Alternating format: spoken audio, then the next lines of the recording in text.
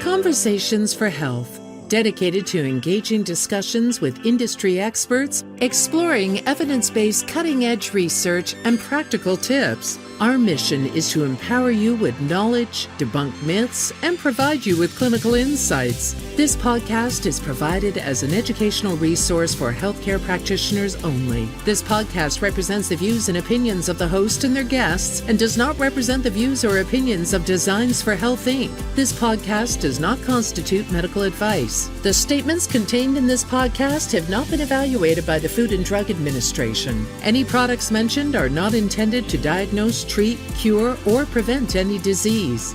Now, let's embark on a journey towards optimal well-being, one conversation at a time. Here's your host, Evelyn Lambrecht. Welcome to Conversations for Health. I'm excited to welcome to the show today, Dr. Carrie Jones. Hey, Carrie. Oh my gosh, thank you for having me. I'm excited. Me too. So today we're doing a deep dive into all things female hormones, not necessarily talking about one specific condition. And in fact, at some point during my preparation for the show, I think I had over 50 questions, which I've had to narrow down. So we'll talk about types of testing for hormones, different conditions, common imbalances and patterns you may see, nutritional supplements, bioidentical hormone replacement therapy. So I'm very excited. And if you'd like to hear us talk in more detail on Conversations for Health about one of these topics in particular, you can always drop us a note at conversations@designsforhealth.com. So Dr. Carrie Jones is a naturopathic doctor. She's board certified in Naturopathic Endocrinology. She has a master's in public health. She taught Gynecology and Advanced Endocrinology at the National University of Natural Medicine in Portland. She was a medical director for 2 large integrative clinics in Portland, then medical director for Precision Analytical, which is the creator of the Dutch test, which we'll talk more about, for almost 10 years. Then head of medical education at Rupa Health, and she still hosts the Root Cause Medicine podcast there. And now she's back to her passion of all things hormones as medical educator at Metabolic Mentor University. Woo! Carrie, I'm a fan. I love the information that you share on social media. You always share interesting research, actionable tips, and I frequently share your Instagram page with practitioners who have questions about female hormones. So thank you for everything you do. Oh, I appreciate that. Definitely hormone education is a passion of mine. And I find that not as much anymore with social media, but back when I got started a long time ago, almost 20 years ago, it just wasn't out there. And so to be able to even come on and hang out with you and do the podcast, I just love to keep getting this information out there.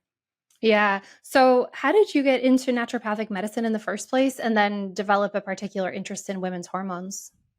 I was raised in Lexington, Kentucky, which a lot of people are surprised to hear me say. And what's even funnier is prior to us recording, I was on the phone with my girlfriend who is in the state of Georgia and has a very strong Georgian accent. My parents live in Atlanta, so they just kept going further south. And I moved west. I moved to Portland, Oregon. And so on the phone with her, my Southern accent came out. When you talk to a Southerner, it's pretty funny. But I was raised in Lexington, and the health and I guess you would call it sex ed type class was taught by the football coach. So you can imagine how that went. And in from high school, I went to college in Ohio. And as much as I like the state of Ohio, there's not a lot to do there. And my friends kept saying, when I was on track to become an MD and go to conventional medical school, but they were like, I don't know, I feel like you're going to own a spa. You're going to get like wellness and spa. And we didn't really know what that was in Ohio, right? Spa is all we had. And I actually decided to forego conventional medical school, put a pause on it, and move to Portland with a girlfriend of mine. And that's where I found naturopathic medicine.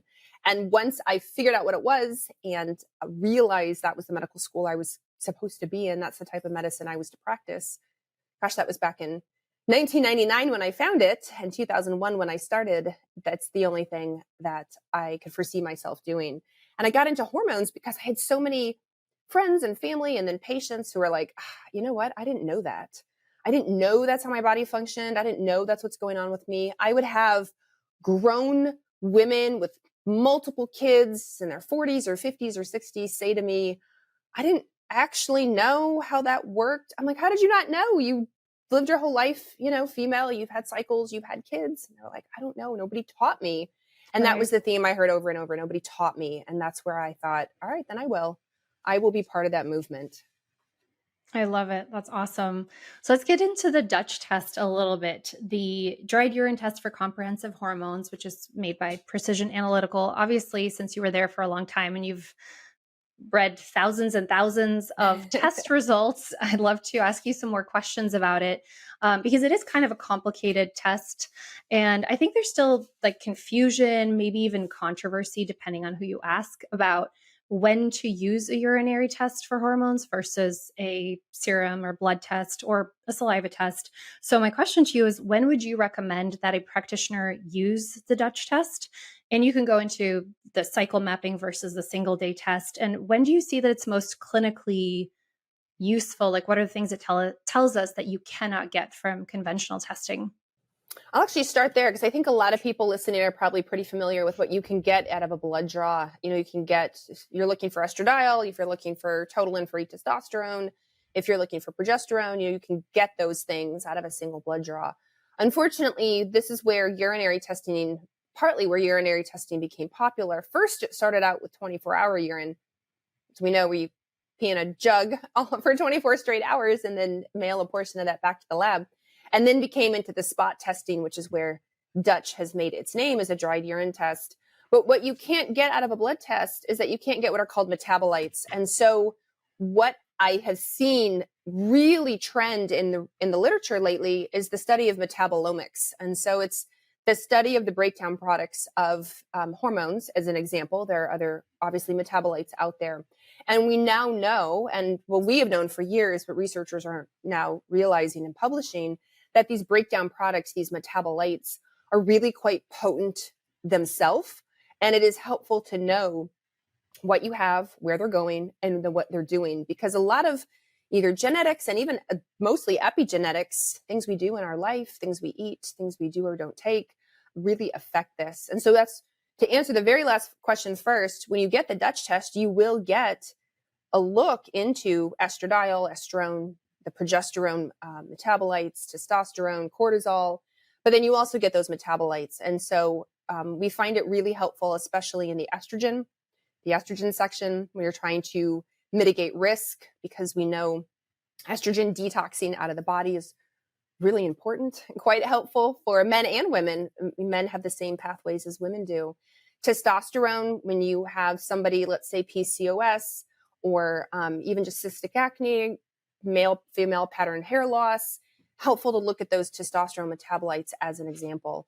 So the Dutch test is nice because it gives you the word that's in it is comprehensive, as opposed to the snapshot that's in saliva. Now, like any test, serum, saliva, or urine, it is a one-day test. And so people will often ask me, well, what if I collected accidentally on the wrong day? Or what if I did this? Or what if I did that? I'm like, well, it's accurate to what you collect. Just like if you had a blood draw and you collected in the follicular phase and, instead of the luteal phase, it's going to tell you the results of that phase. So it is just a one-day test. And that's where Dutch realized need to expand and do something like cycle mapping, where you can collect almost every day of your cycle and then they graph it out for you. And that's really nice for those women who say, I have all these symptoms that seem tied to my cycle or tied to the, ovulation, or their ovulation and PMS time, or they have very specific days in their cycle. Like, I get migraines on these days.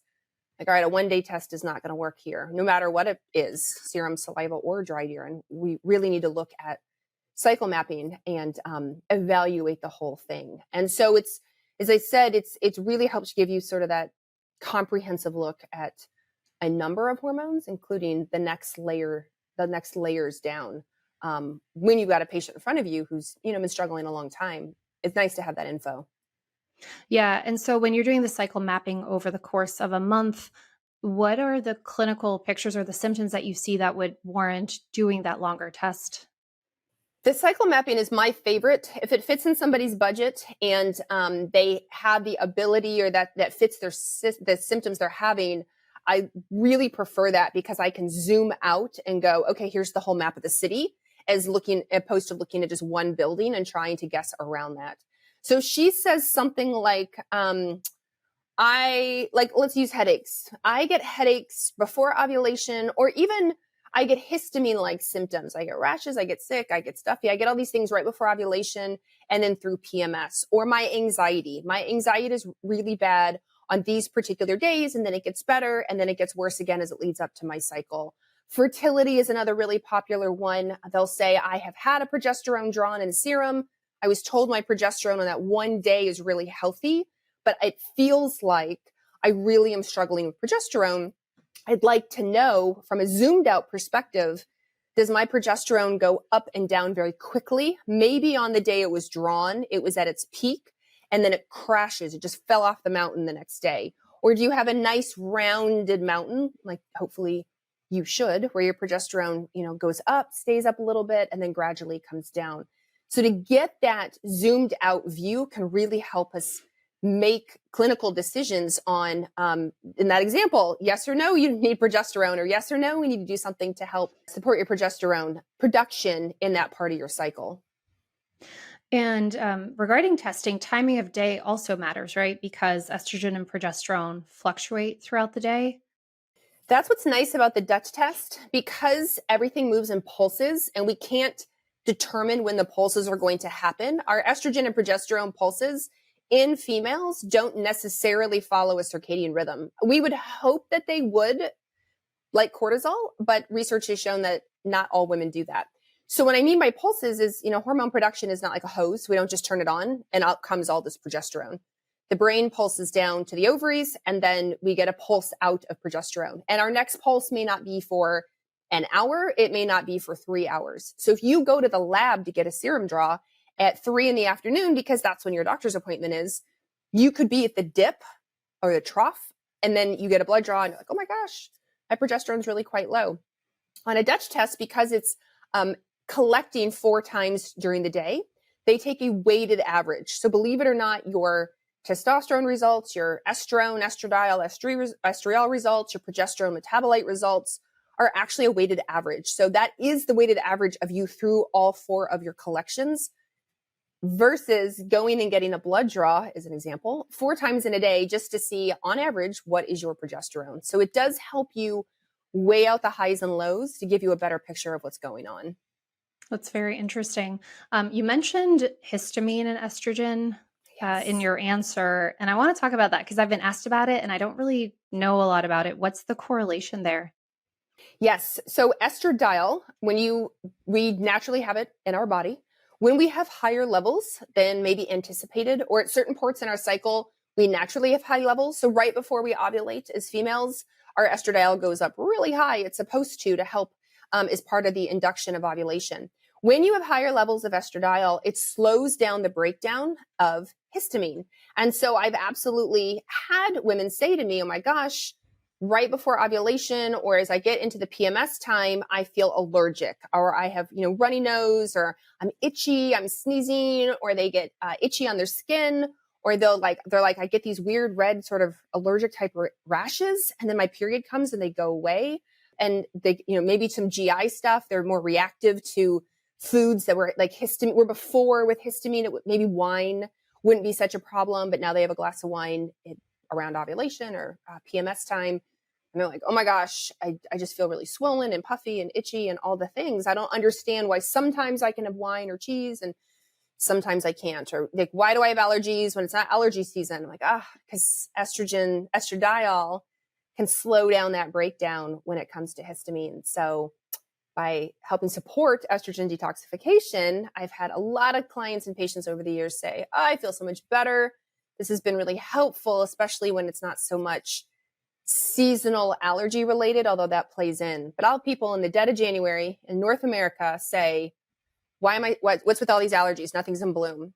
Oh, could be hormonal contributing. Yeah. And then could taking something like supplemental DAO be helpful also? One of my favorites. So DAO is really great in the gut, right? That's what helps break down histamine in the gut. So if you're eating something, let's say leftovers, let's say foods that have a lot of histamine in them or induce a lot of histamine, DAO is one of my absolute favorites to go ahead and just take. And we lose our ability to produce DAO as we get older, like we were when we were younger. And so sometimes people will say, I don't understand why. Why in my 20s could I? And now in my 40s, I can't. And I'm like, unfortunately, we don't make it like we used to. And that includes the enzyme DAO as well. Very interesting. So a lot of the issues that we're going to be talking about today are related to hormone imbalance. And I feel like sometimes we hear that word. I think you just did a post about it recently, because in the media, it seems like lately I've seen some articles saying, "Oh, like hormone imbalance is a made up term."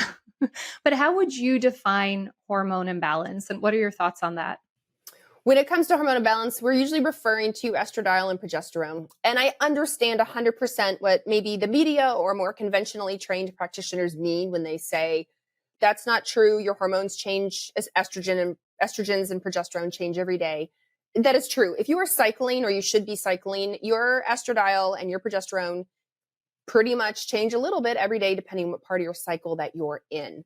So when we say hormone imbalance, what we mean is, for the part of the cycle you're in, your estrogen and progesterone are supposed to be, for lack of a better analogy, on like a roller coaster track. It's a very set track of it going up and down through your cycle. But if you are somehow off your track and your body is producing too little progesterone or too much estradiol compared to what it should be, then we call it hormone imbalance, because the track, all these hormones play well together. It's like a spider web. You can't touch one part of the spider web without the whole spider web vibrating, right? So if any of these hormones are maybe off a little bit, you don't ovulate, so you don't make a lot of progesterone, leaving you with relative imbalance of estradiol in your system, we call that hormone imbalance. So I understand their frustration, but at the same time, the description is really long and it's unsexy. And we know what it means in the functional medicine world of when we say somebody with hormone imbalance. However, what I want if somebody to realize is that their symptoms are still real. What drives me crazy is when somebody says, I have really bad PMS, I get really bloated, or I have really heavy periods, or I'm struggling with fertility, migraines, insomnia, anxiety, whatever it is. And they say, I think I have hormone imbalance. What I would hate is they go to their practitioner and their practitioner says, that doesn't exist. That's a lie. That's just something social media has made up. Don't believe it. When in fact, their symptoms are very real, 100% real. It is caused initially by hormones. There are other higher up, more important things we have to address. But hormones are the immediate superficial thing causing those symptoms. And it is due to, they've gone off the rails, essentially. They're off the roller coaster rails, and there's an imbalance between them playing together as a family. So we've just shortened it way down to hormone imbalance. Yeah. I love all the analogies used. They're very, very helpful. I know there'll be more coming. So let's talk about estrogen dominance. Another thing that sometimes is like used as a buzzword, but it just means it's estrogen is high relative to progesterone. So why do we see this so often, and what should practitioners know about it, like for lab testing, but also treatment? Like, what are some of the considerations? Yeah. And actually, this is a real passionate topic of mine, because estrogen dominance, I'm now thankfully starting to see in the literature more. I'll see estrogen excess. So even researchers, for better or worse, just are picking up on the ideology behind it. And the thing about estrogen dominance is we make microgram levels of estradiol in our body. So in our peak luteal phase, so after ovulation, in our peak luteal phase, micrograms of estrogens are made, milligrams of progesterone is made. So unless you don't ovulate at all, it's like near zero, estradiol won't dominate. It will not be higher than progesterone because we're making milligrams compared to micrograms. But again, that estrogen dominance, really, the estrogen dominance won in the phrase, whoever named the phrase, that's sort of what stuck, when really it's estrogen related to progesterone. And you can have normal levels of estradiol, but really, really, really low levels of progesterone and still be considered estrogen dominant, because even though your estrogen levels are technically in range, in relation to progesterone, they're winning when it comes to that ratio. So when we think of estrogen dominance, I don't want somebody listening, especially if you're newer or don't dabble in hormones very often, to think you're literally making, all this estradiol and it's just overflowing compared to progesterone, because it's micrograms versus milligrams. But with estrogen dominance or progesterone deficiency, however you want to look at it, A lot of it starts in the brain. And a lot of it is because when we think about reproduction, whether you want to reproduce or not, when you think about the reproductive pathways, a lot of it is trying to keep you, are you safe? Are you healthy? Are you in a state where the ability to reproduce is ideal right now? And if it's not, then we're going to mess this up. I'm going to affect the way you detoxify because I'm dealing with all these chemicals and the brain is like talking to the liver and talking to the gut. Or it's going to affect the way you do or don't ovulate. That pulse is going to get changed. It's going to affect your mitochondria. A lot of your hormones, most of your steroid hormones start in the mitochondria. The hormone factory is the mitochondria. That's the first step. The follow-up step is the endoplasmic reticulum, which is getting a lot more press also with endoplasmic reticulum stress. And so the brain is looking around going, "Ooh, this is a hot mess," whether it's stress or chemicals or sleep or infection or mold or like whatever it is, and going, "Oh, we're going to mess this up. That we should not have healthy hormones this month just in case," whether you want to get pregnant or not. That's how our brain thinks. So we have a lot of women walking around with hormonal dysfunction because we just in general, unfortunately, have a lot of dysfunction in our life, in our lifestyle, in our environment. And our brain is constantly going, protect, protect, save, save. And so as a result, we don't get the progesterone we need to have made. And we get a relative estradiol overload, so to speak. Then you overlay on top of that estrogenic type chemicals that act like estrogen, but aren't actually the estrogen in your body. And now we have a double whammy. So we are either making too much estrogen or can't get it out. And then we have the chemicals on top of it. And that feeling of too much estrogen, that estrogen excess, estrogen dominance really prevails. Very interesting. You've given me like so many follow-up questions now. Love it. Okay. Since you just mentioned the xenoestrogens, so I think in our field, we do talk about that quite a lot. Practitioners realize how important it is, how much of a problem it is, and it can be very overwhelming for patients. I feel like it's overwhelming to me because we really can't completely avoid everything, even if you eat fully organic and don't use personal care products with fragrances and you don't use candles and you ask your Uber driver to pull out that air freshener. They always have them, so many. I know. So it is very overwhelming. And even when you do all those things, I feel like when you get tested, things still show up. So it's unavoidable. But my question to you is, what do you think of all the exposures are the top ones to avoid that actually have the most impact? I was just having a conversation with Dr. Felice Gersh around this and PCOS as an example, because there's such good supportive literature behind BPA and plastics in PCOS, and then other just sort of female-centered symptoms and disorders and conditions. And so the first thing I tell people when they're listening to like you and me, you and I have been doing this a long time. We are into like the third or fourth series of the book, whereas somebody may be on the first chapter, freaking out. And I'm like, no. We've been doing this a long, long time. So you're going to take the baby steps. And I would rather meet somebody where their budget is at. So even little things like, can you just take your shoes off when you come into your house? Which here in the United States is hit or miss. In other countries, it's very common and normalized to take your shoes off. Here, it's pretty hit or miss. Even like opening your windows and circulating the air, or considering getting, air filters, water filters. But let's say air filter doesn't fit in your budget. Let's start with the air quality of where you are. So candles.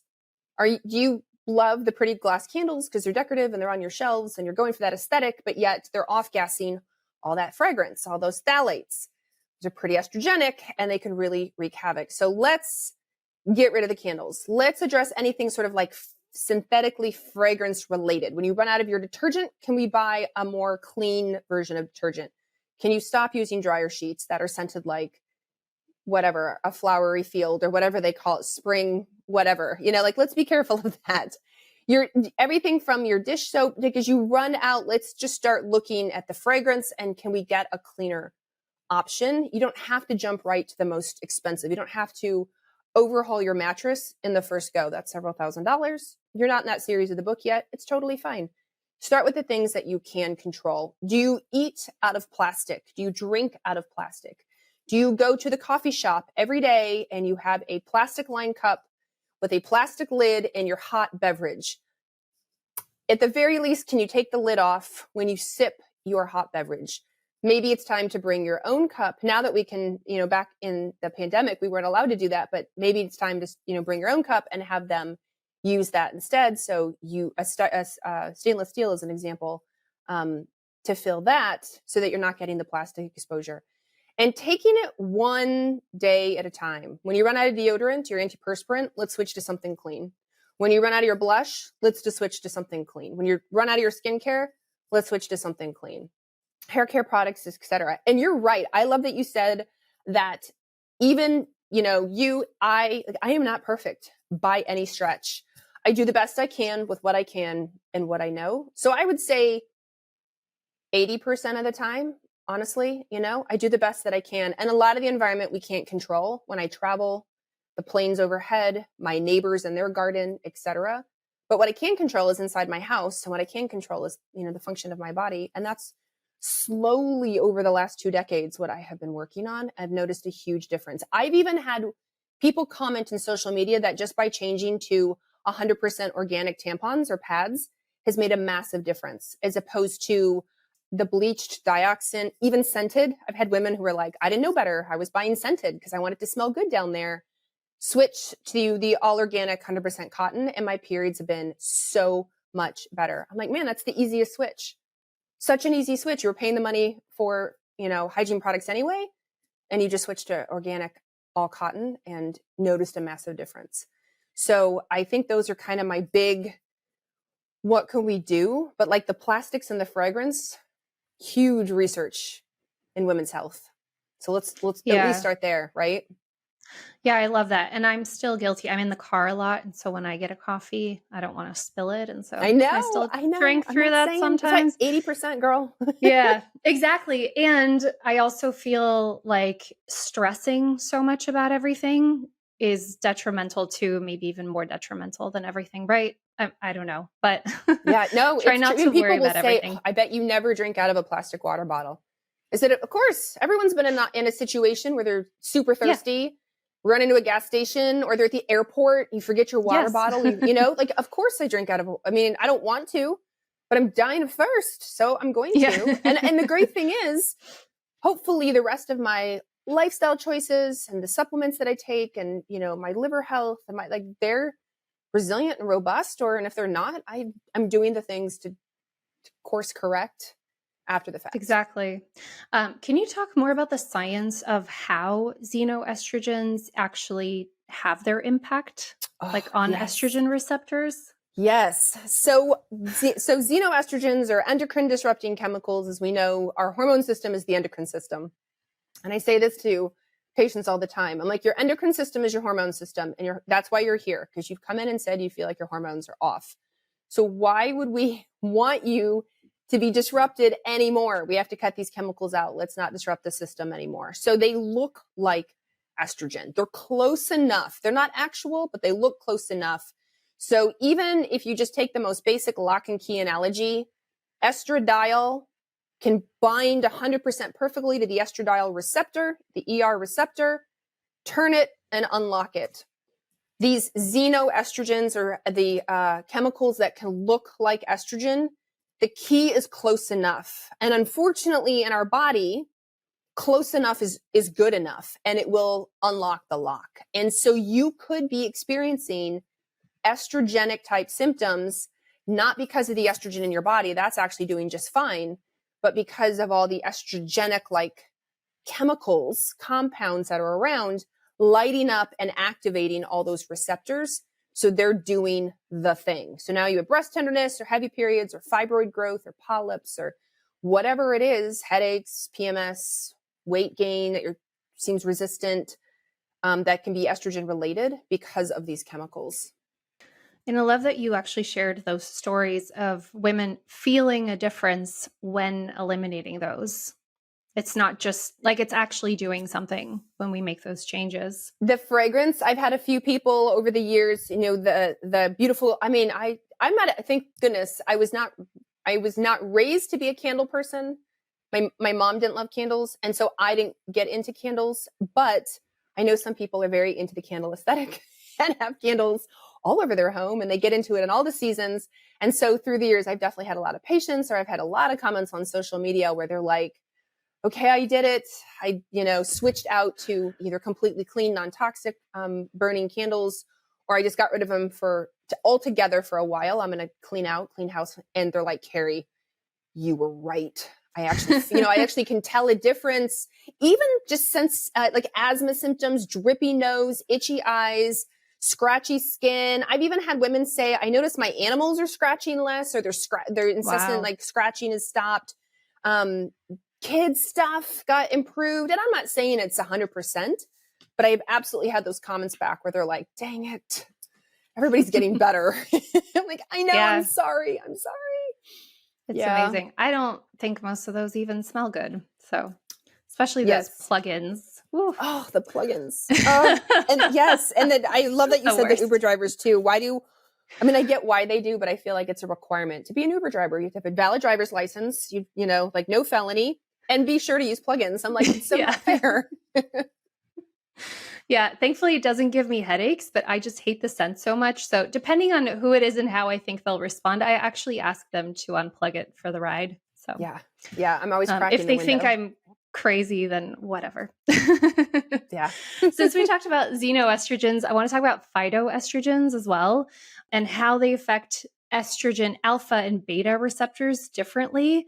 So how do they block or increase it? And can you talk about some of the controversy around soy, for example, which actually can be very beneficial? And I think there's a lot of misunderstanding around that.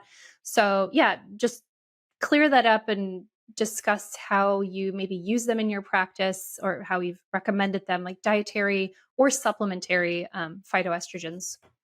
So when it comes to phytoestrogens, obviously the most common myth out there is that, oh gosh, phytoestrogens are going to increase or worsen my risk for cancer. And the truth of the matter is, no, that's actually a giant myth. In fact, there's really great articles out there that evaluate phytoestrogens. When we look at phytoestrogens, there's 3 subdivisions that they kind of fall into. So there's the flavonoid family. And so those are things like your genistein, which is from soy, or your apigenin, which is from parsley, and a bunch of others. And then we have your lignans. So think of your ground flax seeds. And then we have your still beans. Think of your resveratrol as an example. So we have this division of phytoestrogens, but what makes a phytoestrogen is that it has a phenolic ring and it has 2 hydroxyl groups. And so it's, again, like very, very, very, very, very, very, very similar to your estradiol. And so it can bind to estrogen receptors. Now we have 2 types of estrogen receptors. We have a GIPR, GPER, which is on the outside. And then we have our estrogen receptor alpha and estrogen receptor beta, which are in the inside. And the alpha and beta are divided differently through the body. For example, like our breast tissue has a lot more alpha, but our vaginal tissue maybe has more beta. And with our phytoestrogens, what I am finding in the literature is that they are almost smart. And what I mean by, it's almost like an adaptogen, I would say, for estrogen receptors.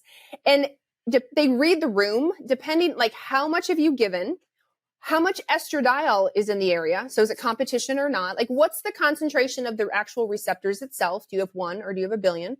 And then they can adjust. They can either bind to a receptor and turn it off, an antagonist, or they can bind to a receptor and turn it on, an agonist. And resveratrol is a really well-studied one for this, where it's classified as a phytoestrogen. So people absolutely lose their mind and freak out, especially because they're like, I've heard that causes cancer. It's a phytoestrogen.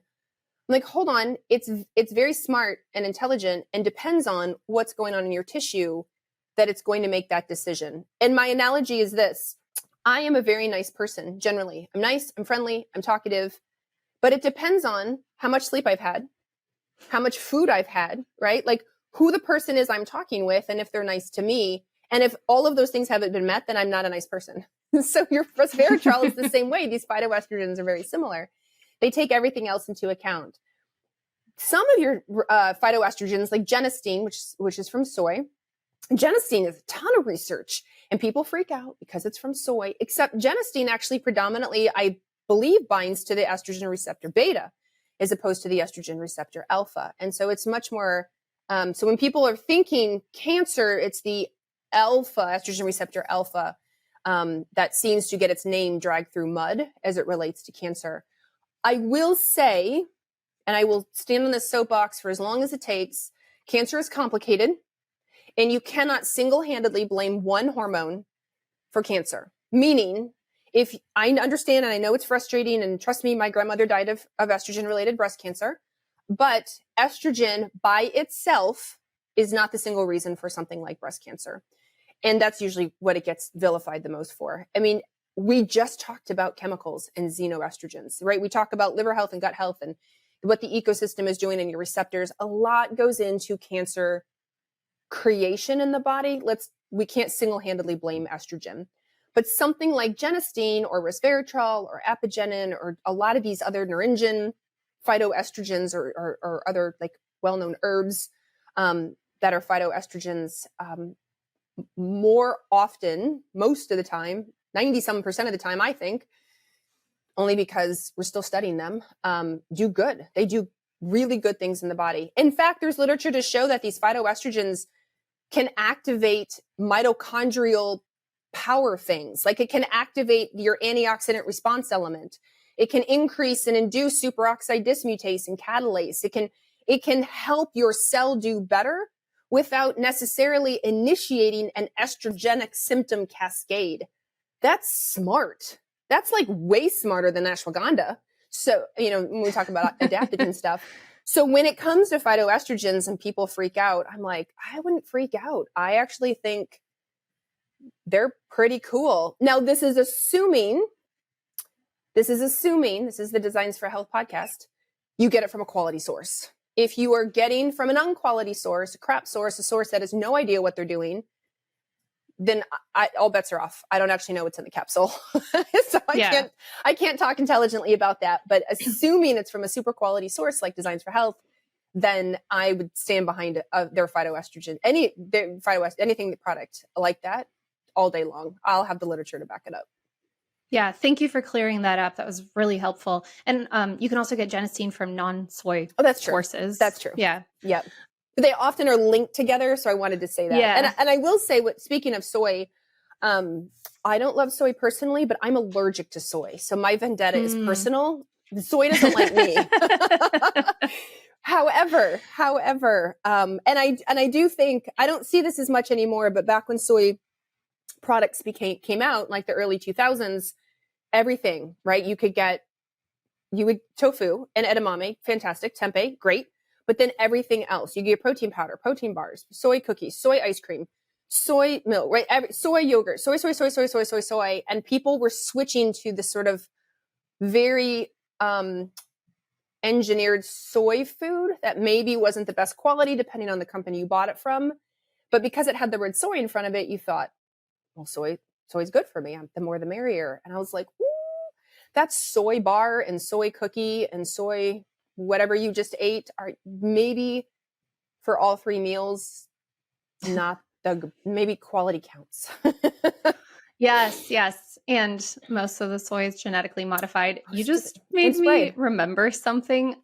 This is so embarrassing, but in high school, I remember reading an article about Katie Holmes, the actress. Yeah. And she said she was taking soy protein. I asked my dad if we could buy soy protein from Whole Foods. See? Yes. Yeah. Yep. And I think we've come a long way in the education and people who eat soy.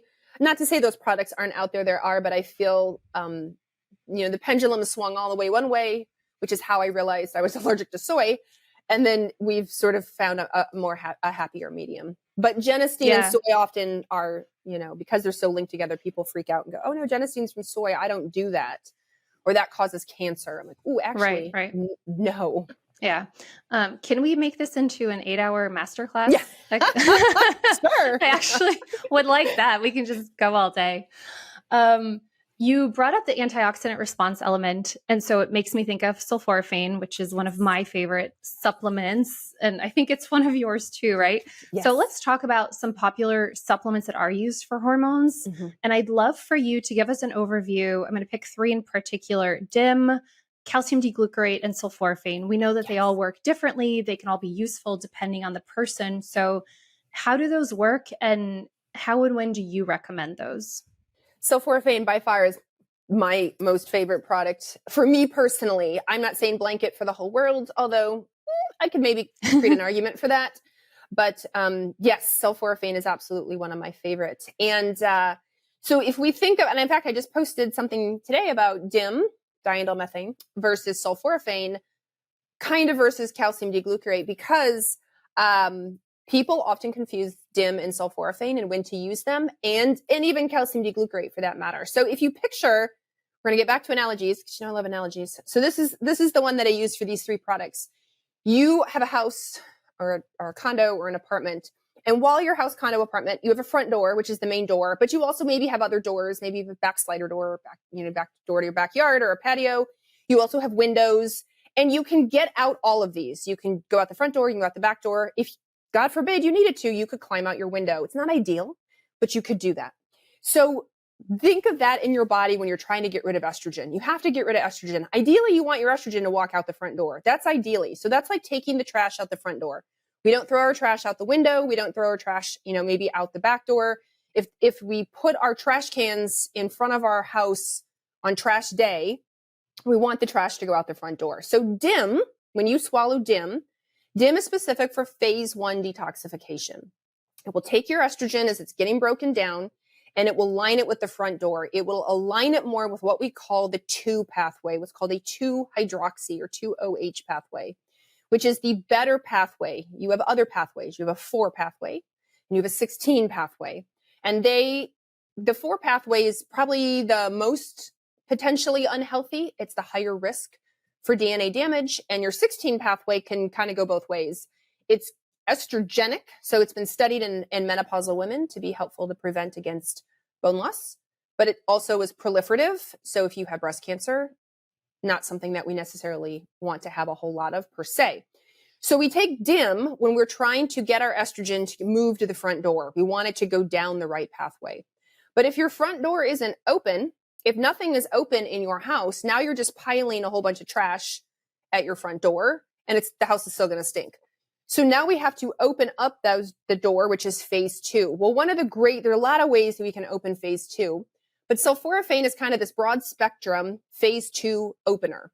And in fact, the last I read, I think it turns on or activates some 300 enzymes to help move things through phase 2.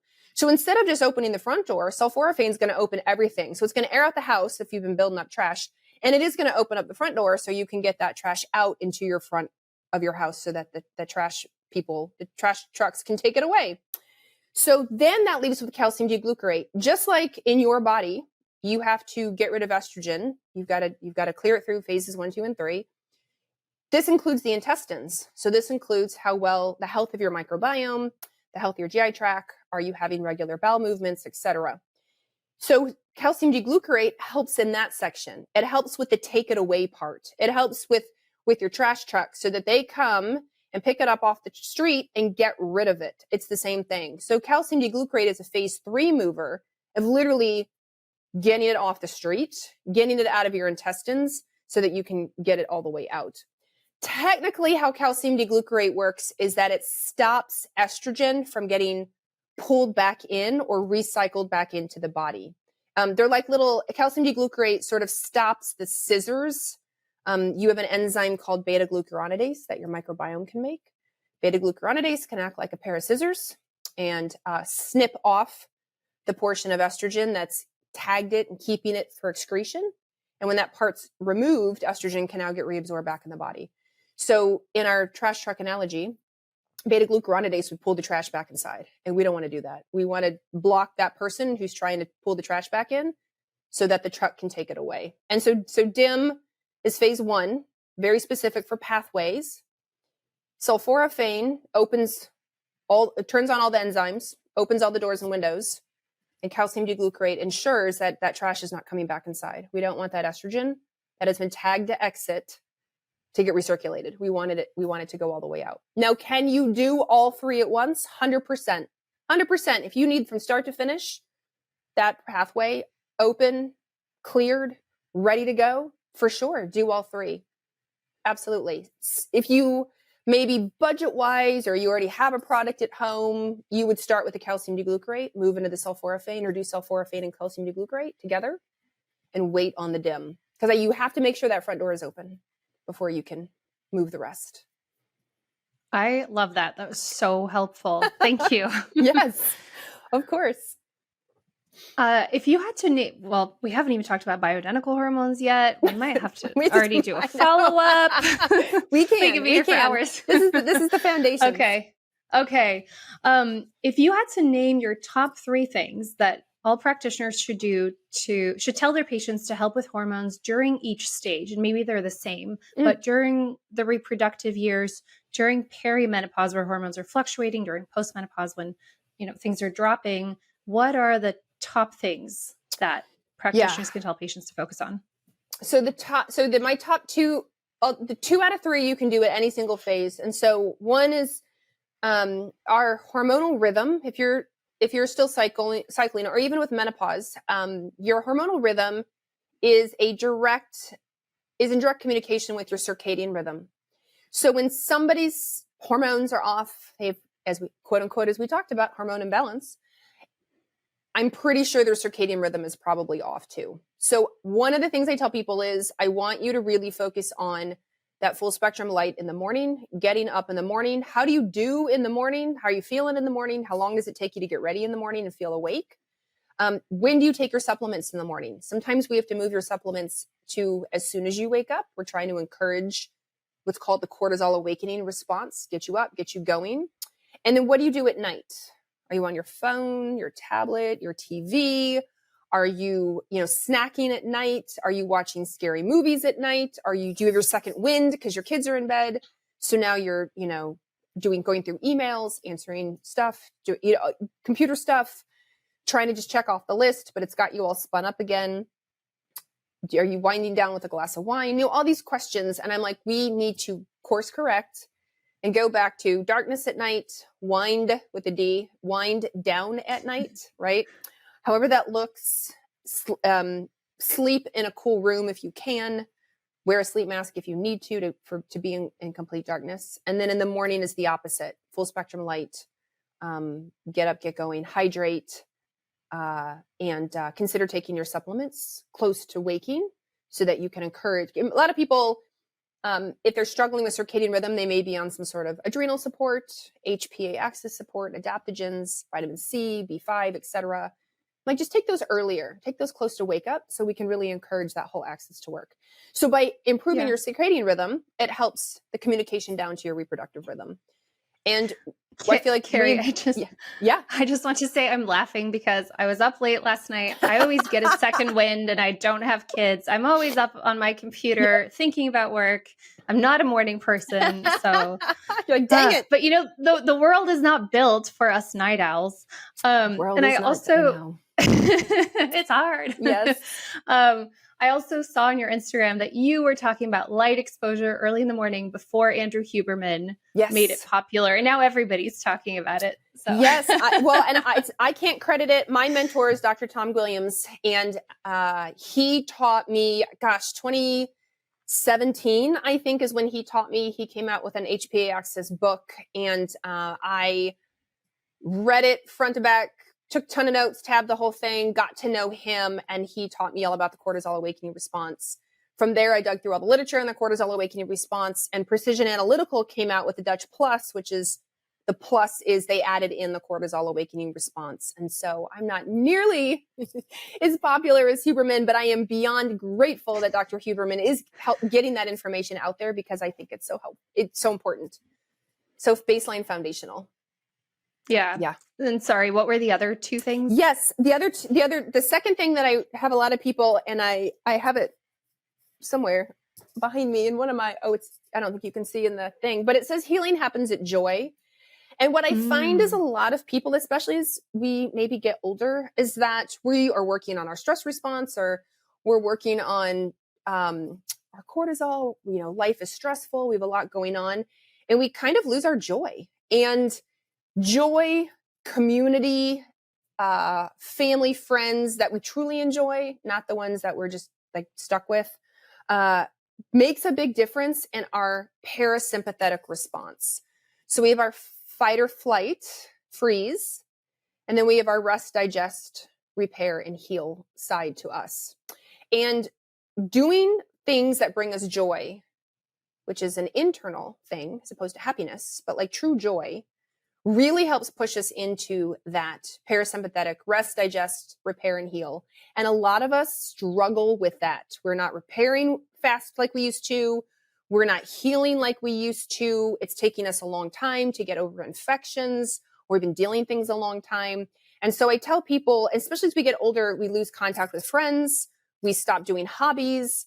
We don't do the things that we truly enjoy. So I say every day, I want you to find something, even if it's laughing at funny memes, even if it's, reading 10 pages in a book, like even if it's picking up the hobby again that you gave up occasionally, like whatever it looks like. And it can be on a grand scale. It can be, finally planning that trip you've been really wanting to go on.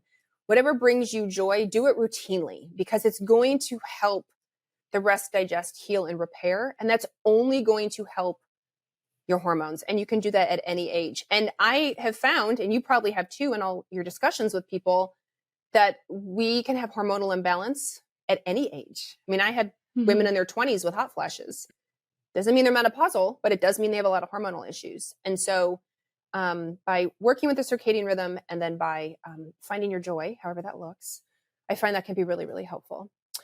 The third thing I will advocate for, since we haven't had time to talk about it, but I will say when we get into menopause, there is so much stigma and myth around hormone replacement therapy. There's a lot of fear, and I know we don't have time to talk, but I really want it. The third thing is to encourage people, as you get close to menopause or you're newly in menopause, find a hormone savvy practitioner who understands hormone replacement therapy and have a full conversation with them. Because what we learned out of the Women's Health Initiative that ruined it for all of us, and the full circle we've come since then, that information is not getting out there like it should. That research is not being shouted from the rooftops like it should, unfortunately. And the loss of estradiol as we get older as women really screws us up. It changes our brain. It changes our hearts, cardiovascular system, right? It changes our immune system. Almost all of our immune cells have estrogen receptors on them. It changes our microbiome. The loss of estradiol changes our microbiome for the worse. We are way higher risk for developing non-alcoholic fatty liver disease simply because we've lost estradiol. It may have nothing to do with our shift in diet. It puts us at higher risk for insulin resistance, metabolic syndrome. Our weight shifts up, usually into an apple shape. Neurologically, brain inflammation, right? So I'm not saying everybody should or needs estradiol, but if you are a candidate and you have a lot of fear around it, I strongly recommend meeting with somebody and reconsidering, because I would hate for you to miss out on decades of quality life thriving if estrogen and other hormones can make a difference for you. We're going to spend a lot of our life in menopause. Don't do it suffering.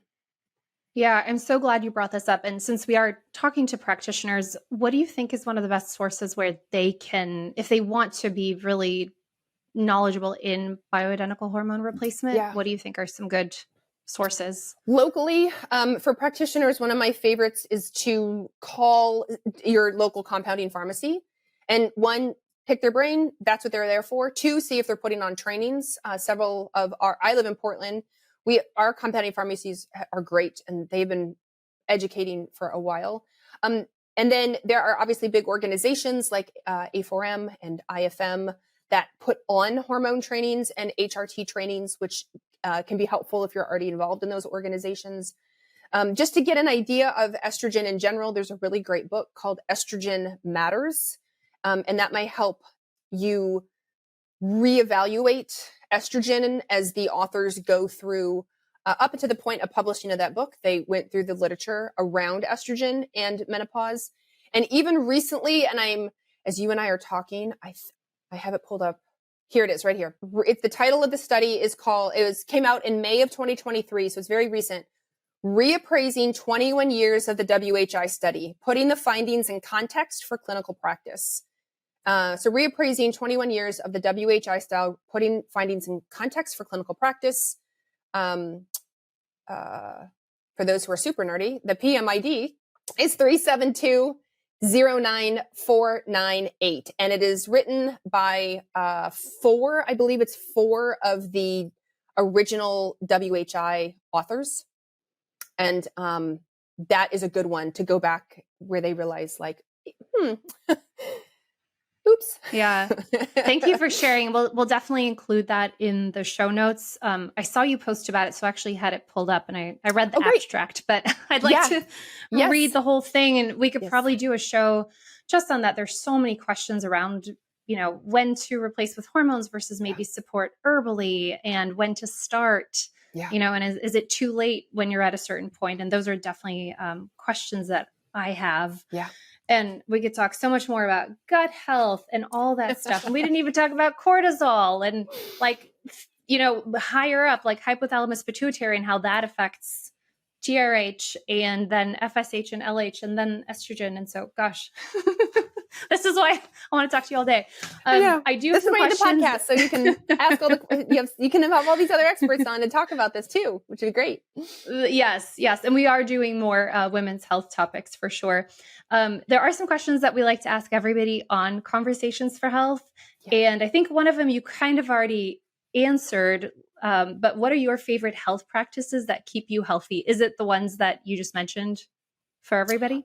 Yes, definitely. And again, remember, as I said, like for the, if you're new to this, like Evelyn and I have been doing this a while. So I have a lot of health practices that I'm, relatively disciplined in. Everything from like, I've been dairy free. I'm 100% gluten and soy free, and I've been relatively dairy free, for a really long time. The food choices that I make, I try to eat predominantly organic and free range and things like that. Movement, I'm usually doing exercise. I have a dog, so I'm walking every day. He's very high maintenance.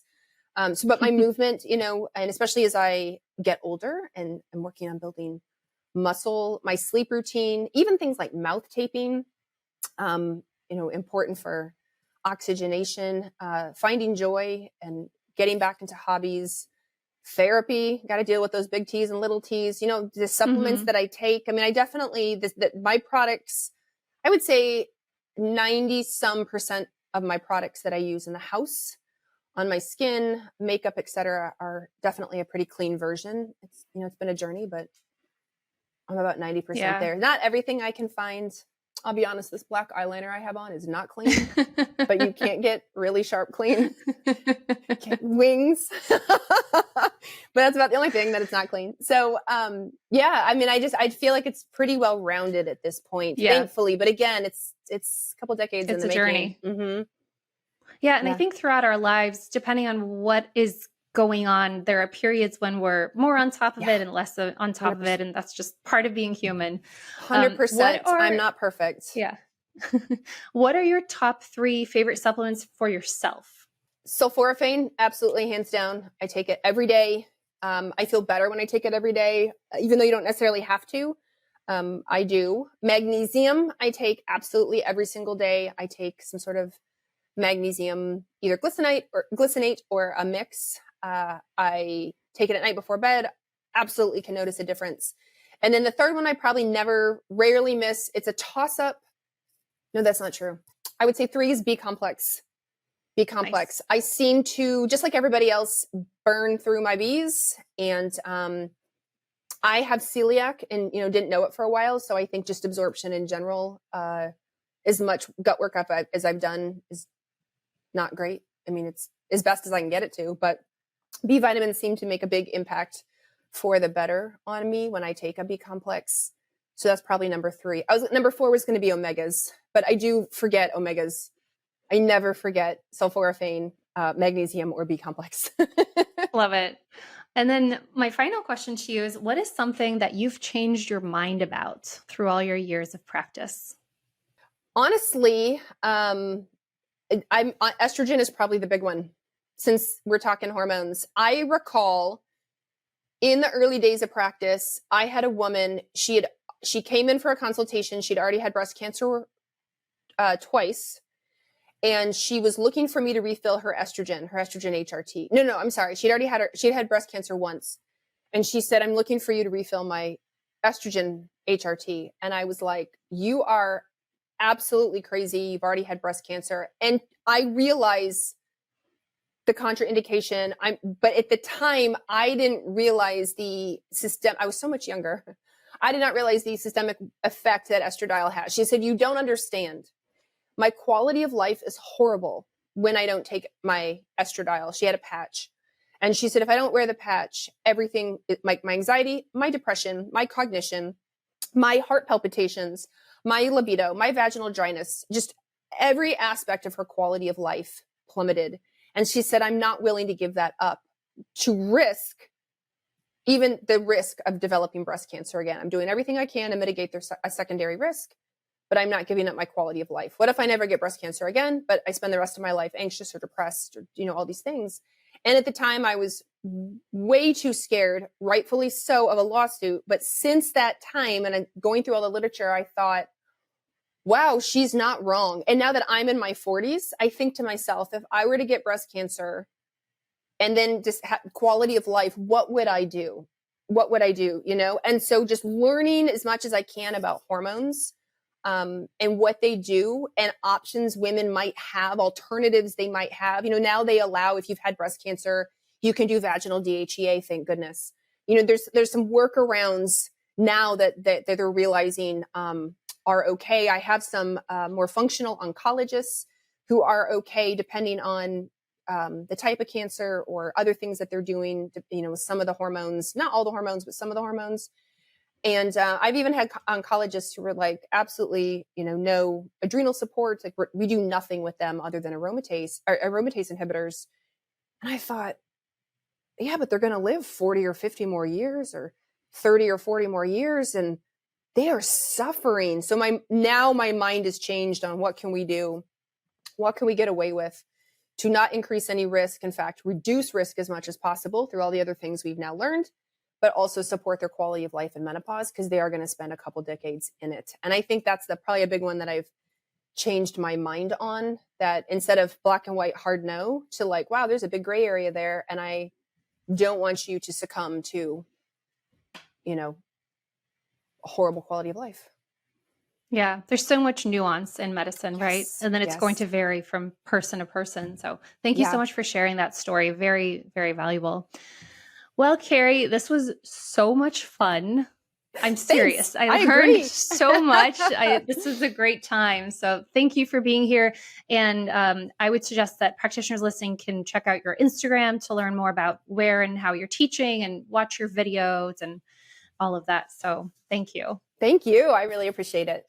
Thank you so much for tuning into Conversations for Health today. Check out the show notes for any resources from our conversation, and please share this podcast with your colleagues. Follow, rate, or leave a review wherever you listen, and thank you for designing a well world with us. Thank you, Carrie. Have a great day. Thank you. This is Conversations for Health with Evelyn Lambrecht, dedicated to engaging discussions with industry experts, exploring evidence-based, cutting-edge research, and practical tips.